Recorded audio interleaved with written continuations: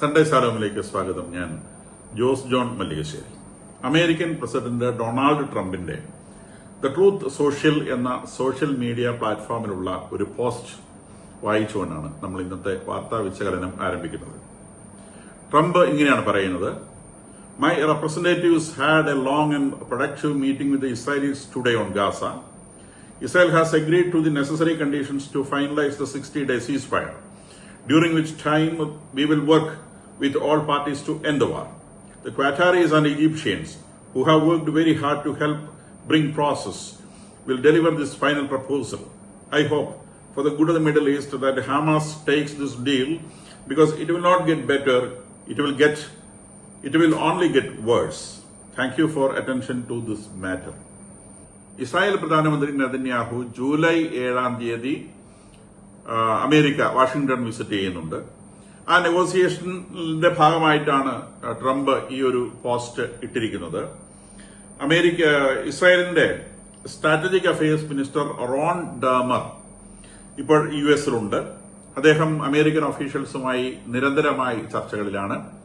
ഈ ചർച്ചകളുടെയൊക്കെ key factor എന്ന് പറയുന്നത് ഗാസയിൽ ഒരു വെടിനിർത്തലിൽ എത്താൻ കഴിയുമോ എന്നുള്ളതാണ്. അപ്പൊ ഇതിൽ ട്രംപ് ഈ പോസ്റ്റിൽ പറയുന്നത് ഒരു 60-day ട്രൂസ്, 60 ദിവസത്തെ ഒരു വെടിനിർത്തലിനുള്ള ഒരു കരാർ ഇസ്രായേലുമായി അദ്ദേഹത്തെ എത്തിച്ചേരാൻ സാധിച്ചിട്ടുണ്ട് എന്നാണ്. ഇതുവരെ ഇസ്രായേലിന്റെ ഭാഗത്തു നിന്നായിരുന്നു അത്തരം ഒരു കരാർ കിട്ടാൻ അദ്ദേഹത്തിന് ബുദ്ധിമുട്ട്. പക്ഷെ ഇപ്പൊ അദ്ദേഹം പറയുന്നത് ഇസ്രായേലുമായി അദ്ദേഹം അത്തരത്തിലൊരു കരാറിലെത്താനുള്ള ഒരു തീരുമാനത്തിലെത്തിയിട്ടുണ്ട്, അല്ലെങ്കിൽ ഇസ്രായേൽ അങ്ങനെ ഒരു കാര്യം സമ്മതിച്ചിട്ടുണ്ട് എന്നാണ് അദ്ദേഹം പറയുന്നത്. അപ്പൊ അതിലേക്ക് എത്തുന്നതിനായിട്ടുള്ള ചർച്ചകളാണ് ഈ റോൺ ഡെർമർ അടക്കമുള്ള ആളുകൾ അമേരിക്കയിൽ ചെയ്തുകൊണ്ടിരിക്കുന്നത്. അപ്പൊ ഇതില് പ്രധാനമായിട്ട് കല്ലുകടിയായിട്ട് വരുന്നത് ഇസ്രായേലിനെ സംബന്ധിച്ച് അവരുടെ പ്രാഥമികമായ ലക്ഷ്യമായി പറഞ്ഞിരുന്ന ഹമാസിനെ ഉന്മൂലനം ചെയ്യുക, ബന്ദികളെ രക്ഷിക്കുക. ഈ രണ്ട് ടാർഗറ്റുകളാണ് അവർ ഗാസയിൽ പ്രഖ്യാപിച്ചിരുന്നത്. ഒന്നാമത്തെ ടാർഗറ്റ് ഹമാസിനെ ഉന്മൂലനം ചെയ്യുക എന്നുള്ളതാണ്. പക്ഷെ കഴിഞ്ഞ ആഴ്ച സോഷ്യൽ മീഡിയ പ്ലാറ്റ്ഫോമിൽ ഉണ്ടായിരുന്ന ഒരു പോസ്റ്റിൽ നെതന്യാഹു ഇതിന്റെ പ്രിഫറൻസ് ഒന്ന് മാറ്റിയിട്ടുണ്ട്. അദ്ദേഹം ബന്ദികളെ മോചിപ്പിക്കുക എന്നുള്ളതിന് ഒന്നാമത്തെ പ്രിഫറൻസും ഹമാസിനെ ഉന്മൂലനം ചെയ്യുക എന്നുള്ളത് രണ്ടാമത്തെ പ്രിഫറൻസുമാണ് എന്ന് അദ്ദേഹം പറയുകയുണ്ടായിട്ടുണ്ട് ഇനിയുള്ള അവസരത്തിൽ. അതിന് റീസൺ ഇറാനുമായിട്ടുണ്ടായ ആ ഒരു കോൺഫ്ലിക്റ്റിൽ, യുദ്ധത്തിൽ ഇസ്രായേലിന് ലഭിച്ച ഒരു സമ്പൂർണ്ണ മേൽക്കൈയാണ്. ഇനി ഹമാസിനെ കൊണ്ട് എന്തായാലും ഒരു ഉയർത്തെഴുന്നേൽപ്പ് എന്നത് ഇമ്പോസിബിൾ ആണ് എന്നുള്ള തിരിച്ചറിവിൽ നിന്ന് അതിന് എന്തെങ്കിലും പൊട്ടുപൊടിയും ബാക്കിയുണ്ടെങ്കിൽ പതുക്കെ പിന്നീട് കാലാവറക്കുന്നത് പോലെ പെറുക്കി അവസാനിപ്പിക്കാം എന്നുള്ള ഒരു ഉറപ്പിൽ നിന്നാണ് അദ്ദേഹം അത്തരത്തില് ഒരു പ്രിഫറൻസ് ചേഞ്ചിലേക്ക് വന്നത് എന്ന് വേണം വിചാരിക്കാൻ. അപ്പൊ ആ പ്രിഫറൻസ് ചേഞ്ച് മുതലെടുത്തുകൊണ്ട് അമേരിക്ക ഇവിടെ ഒരു ട്രൂസ് കൊണ്ടുവരാൻ ശ്രമിക്കുകയാണ്. കാരണം ഈ ഗാസയിലെ വെടിനിർത്തൽ എന്നുള്ളത് ഇറാനിലെ വിജയം എന്നതുപോലെ തന്നെ ഇമ്പോർട്ടന്റ് ആയിട്ടുള്ള സംഗതിയാണ് അമേരിക്കയെ സംബന്ധിച്ച്. കാരണം മിഡിൽ ഈസ്റ്റിലെ സമാധാനം എന്ന് പറയുന്നത് ഇസ്രായേലും അറബ് രാജ്യങ്ങളും തമ്മിൽ അറബ് അക്കോർഡ്സിൽ ഒപ്പിടുക എന്നുള്ള ആ ഒരു സംഗതിയിലാണ് ഈ മിഡിൽ ഈസ്റ്റിലെ സമാധാനം എന്ന് പറയുന്ന സംഗതി ഉൾക്കൊള്ളുന്നത്. അപ്പൊ അതിലേക്ക് സൗദി അറേബ്യയെ, ഖത്തറിനെ, മറ്റു രാജ്യങ്ങളെല്ലാം കൊണ്ടുവന്ന് ആ ഒരു അക്കോർഡ് കംപ്ലീറ്റ് ആക്കുക എന്നുള്ളതാണ് ട്രംപിന്റെ പ്രാഥമിക ലക്ഷ്യം. ഇത് അദ്ദേഹം ഭരണത്തിലേറിയ ഒന്നാമത്തെ ദിവസം മുതൽ ഇത് നടപ്പിലാക്കാൻ അദ്ദേഹം ശ്രമിക്കുന്നതാണ്. ഇതിന്റെ ഭാഗമായിട്ടാണ് അദ്ദേഹം ഭരണത്തിലേറിയതിനു ശേഷം ഏറ്റവും ആദ്യം സൗദി അറേബ്യ വിസിറ്റ് ചെയ്തുകൊണ്ട് ഇസ്രായേലിനേക്കാൾ പ്രധാനപ്പെട്ടത് സൗദി അറേബ്യയാണ് എന്ന ഒരു ഇമേജ് സൃഷ്ടിക്കാൻ അദ്ദേഹം ശ്രമിച്ചത് ഈ അബ്രഹാം അക്കോർഡിന് മുമ്പിൽ കണ്ടുകൊണ്ടാണ്. അപ്പൊ ഇതിലേക്ക് മുഴുവൻ അറബ് രാജ്യങ്ങളെയും കൊണ്ടുവന്ന് മിഡിൽ ഈസ്റ്റിൽ ശാശ്വതമായ ഒരു സമാധാനം സ്ഥാപിക്കുക എന്നുള്ള ലക്ഷ്യത്തോടെയാണ് ട്രംപ് മുന്നോട്ട് പോകുന്നത്. അതിനിപ്പോ ഏറ്റവും പ്രധാനമായിട്ടുള്ള കല്ലുകടിയായിട്ട് നിൽക്കുന്നത് ഇതുവരെ അത് ഇറാനായിരുന്നു.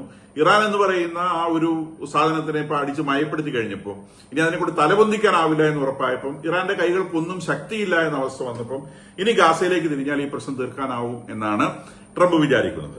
അപ്പൊ ഇവിടെ പ്രധാനമായിട്ടും വരുന്ന 50 ക്യാപ്റ്റീവ്സിന് വിഷയമുണ്ട്. ഈ 50 ക്യാപ്റ്റീവ്സിനെ വിട്ടുകൊടുക്കാതെ ഇസ്രായേൽ ഒരു തരത്തിലുള്ള ചർച്ചയ്ക്ക് നിൽക്കുകയില്ല എന്നുള്ളത് നമുക്കറിയാം.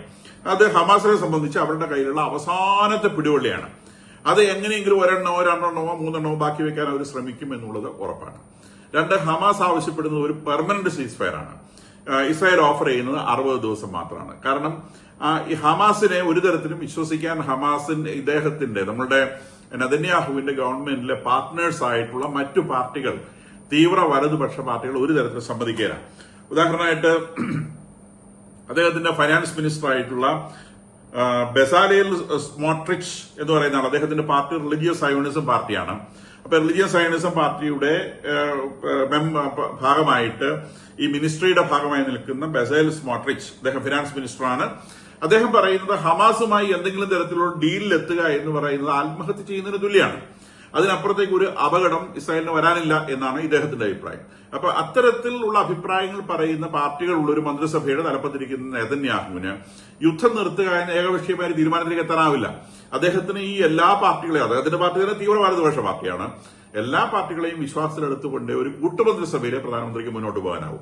അതുകൊണ്ട് 60 ദിവസത്തെ വെടിനിർത്തൽ എന്നത് തന്നെ ഇത്തരം പാർട്ടികളെ പറഞ്ഞ് വിശ്വസിപ്പിക്കാൻ ബുദ്ധിമുട്ടായിരിക്കുന്ന ഒരു സാഹചര്യത്തിൽ പെർമനന്റ് ആയിട്ടുള്ള സീസ് ഫയർ എന്നുള്ളത് നെതന്യാഹുവിന് ഇംപോസിബിൾ ആണ്. അദ്ദേഹം വേണമെന്ന് വിചാരിച്ചാൽ നടക്കില്ല. അപ്പം അതുകൊണ്ട് ഹമാസ് അത്തരം ഒരു ഡിമാൻഡ് മുൻപോട്ട് വെച്ചാൽ ഈ സീസ് ഫയർ പാക്ട് കൊണ്ടുവരാൻ പറ്റില്ല. മൂന്നാമത്തെ വിഷയം അവിടെ ഗ്യാസ ഹ്യൂമാനിറ്റേറിയൻ ഫൗണ്ടേഷൻ എന്ന് പറയുന്ന അമേരിക്കയും ഇസ്രായേലും ചേർന്ന് നടത്തുന്ന ഭക്ഷണ വിതരണമാണ്. അത് നിർത്തലാക്കണം എന്നുള്ളതാണ് ഹമാസിന്റെ മറ്റൊരു ഡിമാൻഡ്. അവിടെ യുഎന്നിന്റെയും മറ്റ് ഏജൻസികളുടെയും ഭക്ഷണ വിതരണം മതി എന്നുള്ളതാണ് അവരുടെ ഡിമാൻഡ്. അതും ഇസ്രായേലും യുഎസും വകവെച്ചു കൊടുക്കാൻ പോകുന്നില്ല. അപ്പൊ ഈ 3 കാര്യങ്ങളിൽ ഹമാസിനെ കൊണ്ട് പ്രസ് ചെയ്ത് തീരുമാനമെടുപ്പിക്കുക എന്നുള്ളതാണ് ഖത്തറിന്റെ മേലെ ഇപ്പൊ കൊടുത്തിരിക്കുന്ന റോള്. ഖത്തറും ഈജിപ്തുമാണ് ഇതിനകത്ത് ഏറ്റവും കൂടുതൽ ഇടപെട്ടിട്ടുള്ളത്. പക്ഷെ ഖത്തറില്ലാതെ ഹമാസിന് നിലനിൽക്കാനാവില്ല. ഖത്തറിലൂടെയാണ് ഇവരുടെ ശ്വാസം ഇങ്ങോട്ട് കടന്നു വരുന്നത്. അപ്പൊ ഖത്തർ കട്ട് ചെയ്താൽ ശ്വാസം നിൽക്കും.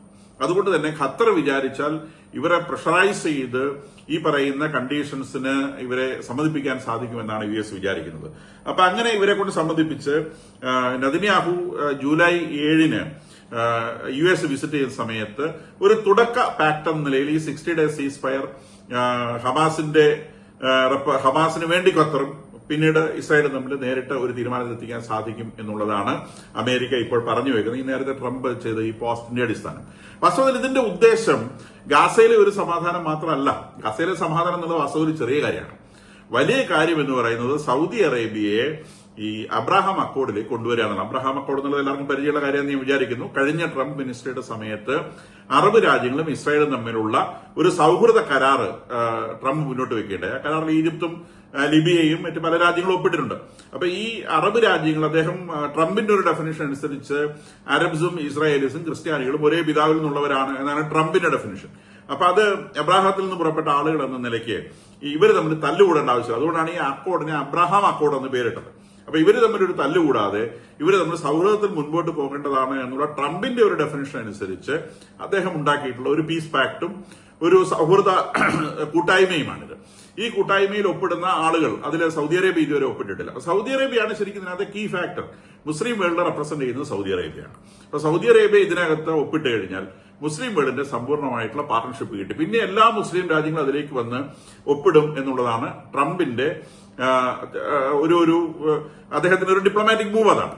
അപ്പൊ ഈ ഒരു ഇതിലേക്ക് സൗദി അറേബ്യ ഇപ്പം റെഡിയായി കഴിഞ്ഞു. ഈ ഗാസയിലെ വിഷയം തീർത്തു കഴിഞ്ഞാൽ എപ്പോ വേണമെങ്കിലും അബ്രഹാം അക്കോർഡിൽ ഒപ്പിടാം എന്നുള്ള ഒരു നിലപാടിലാണ് സൗദി അറേബ്യ നിൽക്കുന്നത്. കാരണം സൗദി രാജാവിനും അദ്ദേഹത്തിന്റെ രാജ്യത്തെ ആളുകളോട് ഉത്തരം പറയേണ്ടതുണ്ട്. ഇപ്പൊ ഗാസയില് നിശ്ചയമായും തങ്ങളുടെ സഹോദരങ്ങൾ തന്നെയാണ് വ്രണപ്പെടുന്നത് എന്നൊരു ചിന്ത മുസ്ലിം ലോകത്തുണ്ട്. അപ്പൊ ആ ഒരു പ്രശ്നം അവസാനിപ്പിക്കാതെ സൗദി അറേബ്യയ്ക്ക് ഇതിനകത്ത് ഒപ്പിടാൻ പറ്റില്ല. അപ്പൊ ആ ഒരു പ്രശ്നം അവസാനിപ്പിച്ചാൽ സൗദി അറേബ്യ ഒപ്പിടും, കൂടെ തന്നെ ഖത്തറും ഒപ്പിടും. അപ്പൊ ഇനി ലെബനോണിനോട് അമേരിക്ക ആവശ്യപ്പെട്ടിട്ടുണ്ട്. ഇന്നാണ് ഡേറ്റ് കൊടുത്തിരിക്കുന്നത്. ഹിസ്ബുള്ളയുമായി ഒരു കരാറിലെത്തണം. ഹിസ്ബുള്ള സമ്പൂർണ്ണമായിട്ട് ആയുധം വെച്ച് കീഴടങ്ങണം. ലെബനോണിലെ ഹിസ്ബുള്ള സമ്പൂർണ്ണമായിട്ടും ആയുധം വെച്ച് കീഴടങ്ങണം. അങ്ങനെയാണെങ്കിൽ IDF ലെബനോണിൽ നിന്ന് പിൻവാങ്ങും. സിറിയയുമായിട്ടും ടോക്ക് നടക്കുകയാണ്. സിറിയയുമായിട്ടുള്ള ടോക്കിന്റെ കീ ഫാക്ടർ എന്ന് പറയുന്നത് ഇസ്രായേലുമായി സൗഹൃദത്തിലെത്തുക, ഈ അബ്രഹാം അക്കോർഡിൽ ഒപ്പിടുക. സിറിയയിൽ നിന്നും ഇസ്രായേൽ പിടിച്ചെടുത്ത ഗോലാൻ കുന്നുകൾ അത് നെഗോസിയേഷന്റെ ഭാഗമല്ല. ഗോലാൻ കുന്നുകൾ പെർമനന്റ് ആയിട്ട് ഇസ്രായേൽ രാജ്യത്തിന്റെ ഭാഗമായി സൂക്ഷിക്കും. ബാക്കി ഇസ്രായേൽ IDF അവിടെ ബാക്കിയുള്ള ഭാഗത്ത് ഗോലാൻ കുന്നുകളിൽ നിന്ന് എക്സ്റ്റെൻഡ് ചെയ്ത് അതിനപ്പുറത്തേക്ക് ഇസ്രായേൽ കടന്നു കയറിയിട്ടുണ്ട്. ആ കടന്നു കയറിയ ഭാഗത്തു നിന്നുള്ള കാര്യം പിൻവാങ്ങണം എന്നുള്ളത് ചർച്ചയ്ക്ക് വിധേയമാക്കും. അതില് എത്രത്തോളം ഹെർമോൺ മൗണ്ട് ഇപ്പം ഇസ്രായേലിന്റെ കയ്യിലുള്ള കാര്യം നമുക്കറിയാം. അപ്പൊ ആ സ്ഥലത്തുനിന്ന് അവര് പിൻവാങ്ങണമോ എന്നുള്ള കാര്യം നെഗോസിയേഷന്റെ ഭാഗമാക്കും. ബാക്കിയുള്ള നേരത്തെ പിടിച്ചെടുത്ത 67 യുദ്ധത്തിൽ പിടിച്ചെടുത്ത ഭൂമി തിരിച്ചു കൊടുക്കുന്ന പ്രശ്നമില്ല. അപ്പൊ അങ്ങനെ എബ്രഹാം അക്കോർഡിന്റെ ഭാഗമാകാൻ വേണ്ടി സിറിയയും ഡിസ്കഷനിലാണ്. ലെബനോൺ ഹിസ്ബുള്ളയുമായി ഒരു പാക്ടിലെത്തുന്നു. ഹിസ്ബുള്ള പൂർണ്ണമായും ആയുധം വെച്ച് കീഴടങ്ങുന്നു. അതോടെ ലെബനോണിൽ നിന്ന് IDF പിൻവാങ്ങും എന്നാണ് ട്രംപ് കൊടുത്തിട്ടുള്ള വാക്ക്. പക്ഷേ ലിതാനിയ നദിയുടെ തെക്ക് ഭാഗത്തുള്ള റീജിയനിൽ നിന്ന് ഇസ്രായേൽ IDF അങ്ങനെ എളുപ്പത്തിൽ പിൻവാങ്ങാനുള്ള സാധ്യത കുറവാണ് എന്ന് ഞാൻ വിചാരിക്കുന്നു. അങ്ങനെയാണെങ്കിൽ പോലും ലെബനോണും ഈ ഒരു അബ്രഹാം അക്കോർഡിലേക്ക് എത്തിപ്പെടാനാണ് സാധ്യത. അങ്ങനെ ആ റീജിയനിലുള്ള മുഴുവൻ രാജ്യങ്ങളും അബ്രഹാം അക്കോർഡിലേക്ക് എത്തിപ്പെട്ടാൽ പിന്നെ ഇറാന്റെ അവസ്ഥ ആലോചിക്കാവുന്നതേ ഉള്ളൂ. തീർത്തും ഒറ്റപ്പെട്ടു പോയ ഒരു തുരുത്തായിട്ട് ഇറാൻ മാറുകയും അങ്ങേയറ്റം ഐസൊലേറ്റ് ചെയ്യപ്പെടുകയും ചെയ്യും എന്നുള്ളത് ഒരു വസ്തുതയാണ്. ടർക്കി പോലും പറയുന്നു ഇറാനാണ് മിഡിൽ ഈസ്റ്റിലെ ഏറ്റവും വലിയ പ്രശ്നമെന്ന്. ഇത്രയും കാലം കുറച്ചെങ്കിലും സപ്പോർട്ടിംഗ് ആയിട്ട് വർത്തമാനം പറഞ്ഞ ടർക്കിയായിരുന്നു. ഇപ്പം ഇറാൻ സമ്പൂർണ്ണ പരാജയം രുചിച്ചതോടെ എപ്പോഴും പരാജിതനെ സപ്പോർട്ട് ചെയ്യാൻ ലോകത്തിൽ ആരും ഉണ്ടാവില്ല. അപ്പൊ ഇവര് സമ്പൂർണ്ണമായും പരാജയപ്പെട്ടു, ഇവർക്കിനി ഉയർത്തെഴുന്നേൽപ്പ് സാധ്യമല്ല എന്ന് ബോധ്യപ്പെട്ടതോടെ ടർക്കിയും പറയുന്നു ഈ മിഡിൽ ഈസ്റ്റിലെ ഒരേ ഒരു പ്രശ്ന രാജ്യം ഇറാനാണ്. അപ്പം ആ ഇറാനെ സമ്പൂർണ്ണമായി പരാജയപ്പെടുത്തിയതിന്റെ ഒരു ഇഫക്റ്റാണ് ഇപ്പൊ കാണുന്ന ഈ കാര്യങ്ങളെല്ലാം. അബ്രഹാം അക്കോർഡ് വളരുന്നു, ഗാസയിലെ പ്രശ്നങ്ങൾ ഏകദേശം തീരുന്നു, മിഡിൽ ഈസ്റ്റിൽ സമാധാനം വരും എന്ന് പ്രതീക്ഷ നൽകുന്ന കാര്യങ്ങൾ സംഭവിച്ചുകൊണ്ടിരിക്കുന്നു.